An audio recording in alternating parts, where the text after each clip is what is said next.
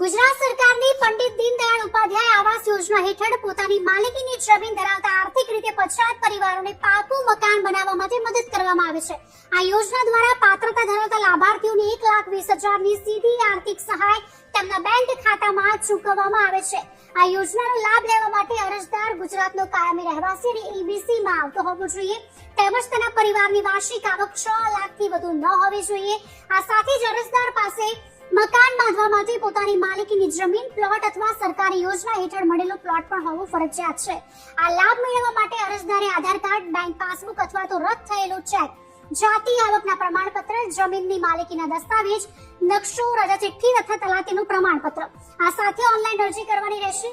આ યોજનાનો લાભ લેવા માટે સૌપ્રથમ સમાજ કલ્યાણ વેબસાઇટ પર જાઓ, ત્યારબાદ ન્યૂ યુઝર પર ક્લિક કરી જરૂરી વિગતો ભરીને તમારો યુઝર આઈડી મેળવો। ત્યારબાદ યુઝર આઈડી અને પાસવર્ડ વડે લોગિન કરો। ત્યારબાદ કોર્પોરેશન મેનુમાં જઈ પંડિત દીનદયાળ ઉપાધ્યાય આવાસ યોજના પસંદ કરો, જ્યાં તમારી વિગતો ભરી અને જરૂરી દસ્તાવેજો સ્કેન કરી અપલોડ કરો।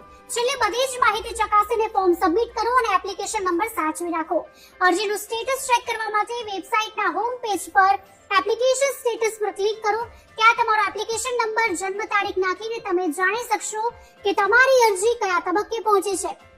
જો તમારી પાસે પ્લોટ છે અને આર્થિક રીતે નબળા છો તો આજે જ આ યોજનાનો લાભ લઈ તમારા ઘરનું સપનું પૂર્ણ કરો। વધુ માહિતી માટે નજીકની ગ્રામ પંચાયત અથવા સમાજ કલ્યાણ કચેરીનો સંપર્ક કરવો અને હા, આ વિડીયોને બને એટલો શેર કરો જેથી માહિતી બીજા સુધી પહોંચી શકે।